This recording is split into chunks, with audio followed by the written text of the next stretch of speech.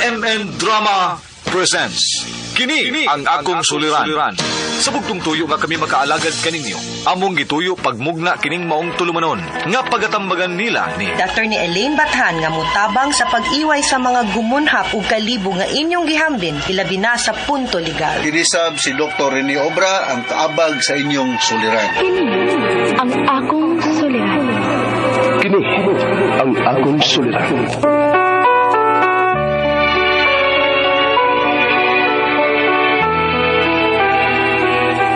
Sa atong pagkaymugso ng kalibutan, gikalawaan at ang daan sa atong suliran. Ang suliran mo'y kabahin sa itong inadlang panginabuhian. Aba na doon ay suliran nga dili mo mapasan nga ikaw ra. Nagkinahanglan kag katabang aron sa pagsulbad ni ini. Nagkinahanglan kag kahayag na mo'y mulamdag sa imong unahuna. Ug tungod ni ini, natawag kini nga atong tulumanon nga naguluhan. Kini ang akong suliran. Kini ang akong suliran. Mga minugbong duwa nga matapos lang sa usa ka hugna. Mga kinutlog gikan sa mga suwat sa mga minahal namong tigpaminaw. Busa kung aduna kamoy suliran nga naggumon karon sa inyong galamhan, suwata ka na og ipadala ning atong tulumanon. Kini ang akong suliran. Aron kabuhatan ka na og duwa sa kahanginan og pagatambagan sa mga bulawanang hunahuna. Kini ang akong suliran. Kini ang akong suliran. Sinumat ni Teresa Tirul Soria, ubos sa direksyon ni Ingrid Miss Iver Tudaso. Dalit kaninyo sa RMN Drama.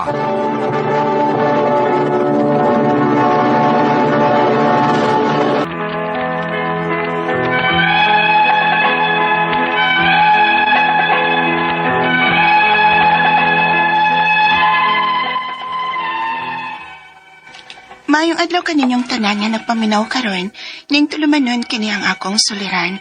Ilabi na kaninyo Dr. Rene Obra o Attorney Elaine Bathan. Ingon man sa mga artista nga maghatag og kinabuhi ning akong suwat suliran. Ako si Priya, 14 years old, taga Negros Oriental. Punto medikal kining akong suliran, kabahin kini sa akong rekla. 12 anyos ko dihang nagsugot ko sa akong menstruation. Aron inyong hisabtan, ingon inyang mga panghita po.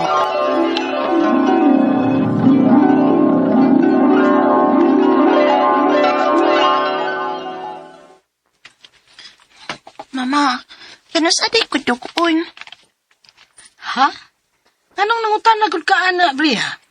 Kay dugon magit kahatang mga papay.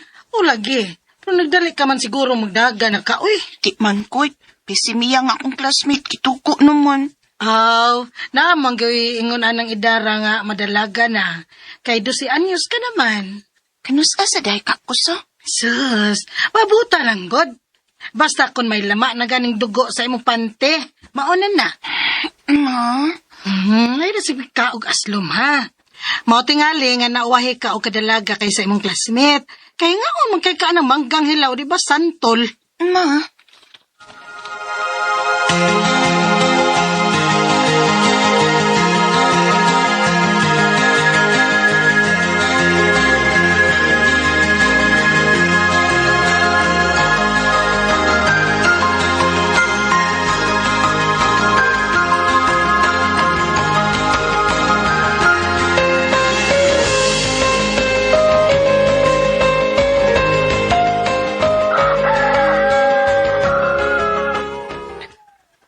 Bria, nga, mata na, kibuntag na.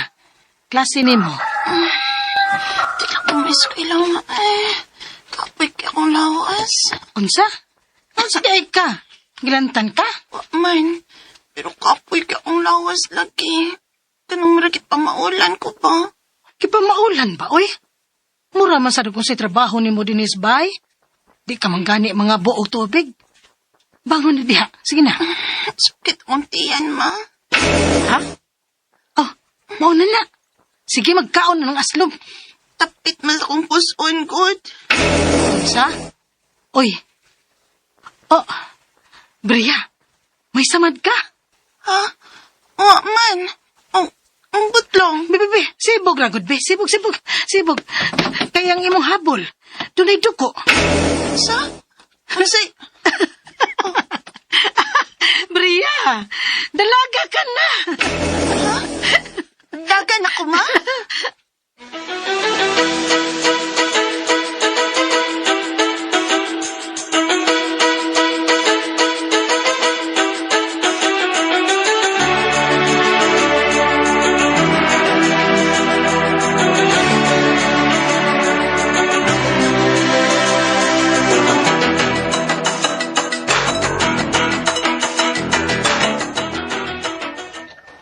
Yes! Duha na tang magkuyog og palit og napkin. Lagi, dagan na gid ko. Anya, manguyab na ka, anak Bria. Ha? Nganong manguyab man ko? Kay daga naman ta. Pwede na tang manguyab, Bria. Unsa?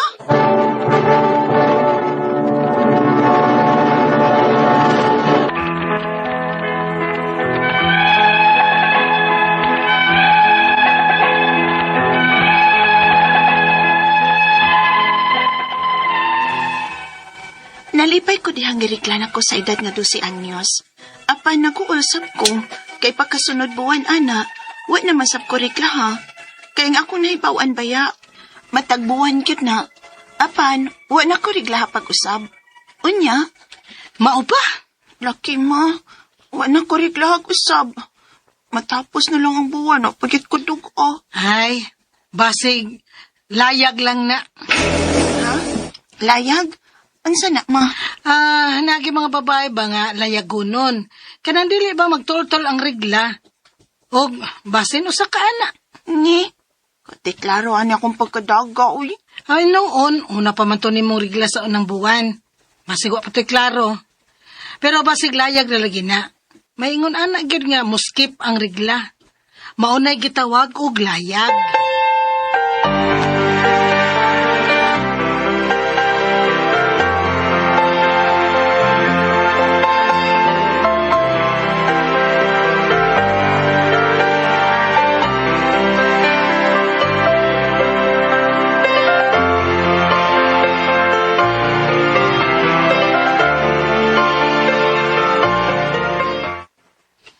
Mo ba? Wa lagi ko kasuway, anak. Anang... unsa to? Layag? Mao ka ni. Ano ingon ani ka kong regla, no? Pila na ka buwan nga wa kaduga. Magtulo na kapuan. Ha? Mag 3 months na? Uy, grabe pud anang layaga. Mao kaning natingan ako. Hala. Uy, ayaw na lang pagbinyo, Bria. Hindi man ko ni mo paminyoon. Amaw man ni siya, uy. Kay, ug maunang layagonon ka, posibleng dili ka makaanak. Unsa? Ganun naabot man diha ang atong istorya, uy, Mia. Ang atong istoryahan, no. Ang bahin sa akong rigla nga wa na mo tungahon man sa una na akong pagrigla. Gani, maumanay nadunggan ako nilang mama, nga, mao ko nung wa makaanak ang usa na ko kaiyaan kay layagonon. Unsa?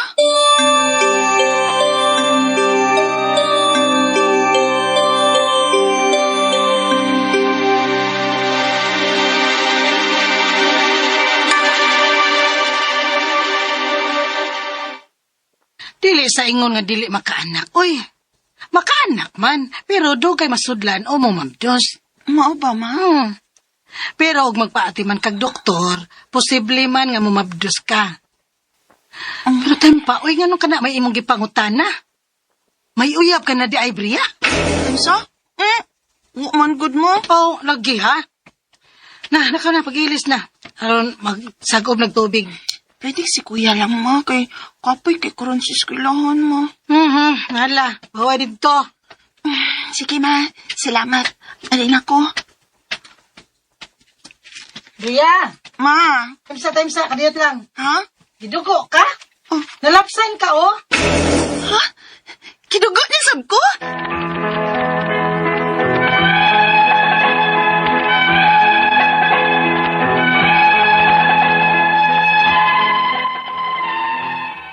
Humansaw na nakong rikla, tulo pa kabuan usap ako gidugo pag-usab. Ug human sa bato, miabot pa gidugo pat kabuan, usa ko rigla ka pag-usab. Sa usa ka tuig, tagsarag gid mo tunga, ug pusog ra ba kaayo, unya sakit kayong akong puson. Ang ako mga pangutana mo kining mosunod. Unang pangutana, dili magpermi og tunga ang akong rigla, sugad nga nadaga ko. Muskip og tulo, ngadto sa 4 ka buwan. Matod nila, layag ko nun ni. Nga nang doon na may mga sama na ako nga layagonon. Ikaduhang pangutana, ibadong ko ni mama nga dili magsigig kaon o aslom, ilabi na panahon nga riglahon. Mao ba na hinungdan ko nga nung dili ko matagbuhan riglahon? Ikatulong pangutana, unsa may akong buhaton, aron matagbuhan na gid kong riglahon. Kinahanglan ba kong magpa-check up ani, o may tambal bang tumaron, aron matultol na ang akong regla? Ikaw pa to katapos ang pangutana. Unsa ka tinuod nga lisod mo mapdos ang babae nga layag kunon kung maminyo na? Ganahan ra pa unta ko makaanak kung maminyo man ko. Palihog, tabangyag tambagi ko, kini ang akong suliran, Ria. Mayong adlaw mga suking tigpaminaw din sa tong programa, kini ang akong suliran. Aniya na sa bako, si Dr. Rene Obra magig-uban kaninyo karong adlaw. Ako motambag sa inyong mga medical, psychological, emotional, behavioral, o mga drug-related ng mga problema kay usa man ako ka medical doctor, usa ka psychiatrist, ug usa ka drug addiction specialist. Klase-klaseng pamaagi, mamili lang mo unsaon sa pagpadala sa iyong mga sulat-suliran di ka na mo. Pwede kang padala sa among email, suliran_612@yahoo.com or sa atong Facebook account, kini ang akong suliran, official writer's page. O dreba sa mong buhatan sa 3rd floor, Jose R. Martinez Building, Osmeña Boulevard, Cebu City. Ang iyong mga legal ng mga problema, ana si Atty. Eileen Bathan, anda mong tagana nga musulbad sa inyong mga problemang legal. Ang ato matkutlo nga pagtulunan karong adlaw according to Father Aloy, be patient with yourself. Healing and growth will take time. Kaya usahay magod kita mawadag pasensya kaya ang gusto natong metabuan ning kinabuhi di dayon madiadayon mag-ratified sa panahon. Mao na nga mapakyas, no? Namang naagoy paabuton god para gud na magtanom tag mga whatever itong itanom, hindi man na mamungay nagkaugma. It will take several months, even years, before mamunga. Okay? So, punto medical, ang atong magtatampo karong adlaw, si Bria. Bata pa ni kayo si Bria, 14 anyos, taga Negros Oriental. Murag something to do with menstruation, matong nabati na ito sa drama. Kinsa may mga taga Negros Oriental, mga taga ano ko gitamdan rin ang lista ni sa grandeur massage, no? Lindo Tiangco, mga Tiangco family niya, Jima, si Jelly Tiangco, o si Ginny Lascania, ang taga Pitalo Negros, Pinusawan, o Tayasan, mga lugar ha, wapa ko kanaan ang lugar ha. O dito sa San Fernando, Southern Leyte, no? Kaya ko naila dito nga taga Southern Leyte, mga Balahay family, sa Perlinda, Israel, og si Nerio, mga Dayok family, si Lordy og si Roxan. Campo Size, Manipis, Talisay City, Alpi, Alberca. Og si Nicar Basiliuso, Navarro, sa Villa Hermoso, da sa Negros, no? Musta naman kinabuhi da sa Negros. Taga Placer, Masbati, abot nita dito, no? Mainday, Placer, Masbati, mga Canales family. Ayong pagpaminaw, da sa Placer, Masbati. Danilo, Wenceslao, Aliha, Expedito, ug si Hana. Lipay ko kay abot lag Placer, Masbati. Kinuban, ug sunod na lamang po, no? Okay, so going back to the problem of Bria, sumasa na bati na ito sa drama, punto, ubigay ni. Okay, may tag na pa si doktora sa may mga ubagay ni. Liway, Intiensa, da sa Toledo. Na nakailan ni mo, ganina akong interview. O si doktora Atok Lourdes, da sa, da sa Lapu-Lapu City, no? Okay, so, unang pangutana, dili magpirmi og tunga ang akong rigla. Sukad nga nadalaga ko. Muskip og 3 ka 4 ka buwan. Matud nila layag kuno ni. Nganong duna may mga sama nako nga layagunon. Kung straight gani Ria nga walay rigla-rigla 3 ka buwan. 3 ka buwan dili 4. Mo na gitawag na mo sa mong pagtuon sa ubigay ni sauna nginumdum ko. Aminorya. Aminorya. O sa may mga hinungdan ni. Kung siyempre, kung ang babae magbuntis, mag-breastfeeding, or abot hapit na mo 50, minopause na abay mga health problems like polycystic ovarian syndrome, it runs in the family, genetic ba? Wala mga babae nga overweight or underweight, something to do with health, no? o naay mga eating disorders. Naay mga babae sad nga under stress or sobra ang pag-ehersesyo. So mao nang hinungdan. Basig sobra ra po ka luhagan briyada sa inyong eskwelahan. Mao nang mga hinungdan ha. Naay gitawag na to og primary, meaning wala gyud moagi og regla sa 15 anyos na.